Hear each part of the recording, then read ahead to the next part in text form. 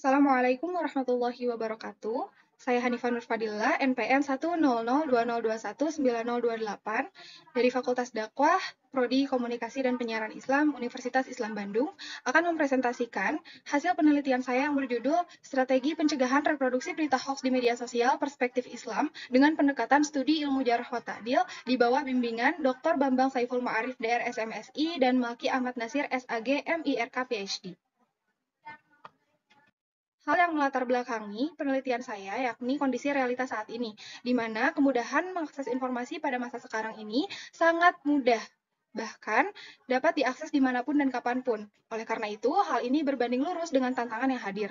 Kementerian Komunikasi dan Informatika berhasil mengidentifikasi 800.000 situs berita hoax di Indonesia.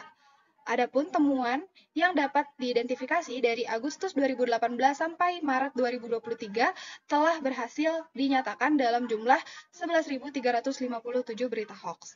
Kondisi ideal yang diharapkan adalah di mana adanya formulasi atau strategi yang dapat diterapkan untuk menekan persebaran berita hoax di media sosial tersebut.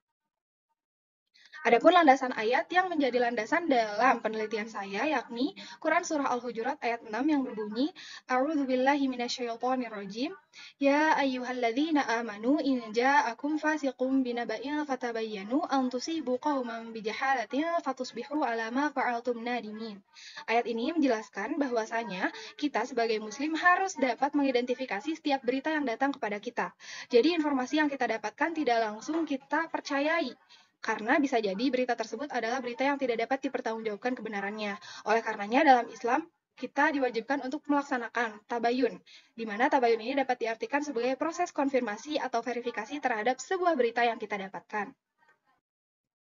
Adapun rumusan masalah yang saya angkat adalah yang pertama, bagaimana reproduksi berita hoax di media sosial saat ini, serta bagaimana cara mengatasinya, dan bagaimana pencegahan reproduksi berita hoax di media sosial dengan pendekatan ilmu jarh wa ta'dil.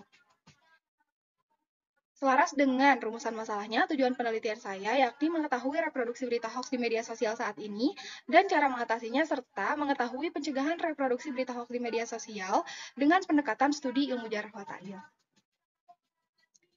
Penelitian saya yakni penelitian kualitatif di mana membutuhkan data untuk dideskripsikan ulang supaya dapat diketahui kebenarannya.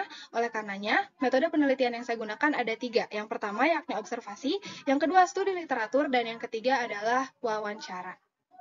Hal ini dilakukan untuk mengumpulkan berbagai jenis data, baik itu dari sumber pustaka seperti jurnal, buku, majalah, dan dokumen lainnya, ataupun mengamati sesuatu yang terjadi di lapangan atau masyarakat, dan juga mengumpulkan hasil wawancara ataupun hasil lisan dari seorang narasumber untuk memberikan data atau sebuah fakta.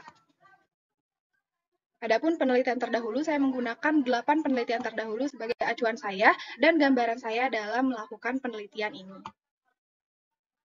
Adapun kerangka pemikiran, peneliti berfokus pada strategi atau formulasi yang sudah hadir di tengah masyarakat pada berbagai kasus di lapangan dalam proses penyaringan informasi atau berita yang ada di media sosial, serta pemberian pemahaman dan persamaan persepsi kepada masyarakat terkait kehati-hatian dan ketelitian dalam memilih dan memilah informasi yang didapat dengan cara memastikan validitasnya, bercermin pada upaya pemilahan hadis maudhu yang dicontohkan ulama-ulama terdahulu. Oleh karenanya, penulis menitik beratkan pada pelaku penyebar berita atau seseorang yang memberikan informasi karena hal tersebut menjadi unsur utama dalam pemberitaan di media sosial khususnya.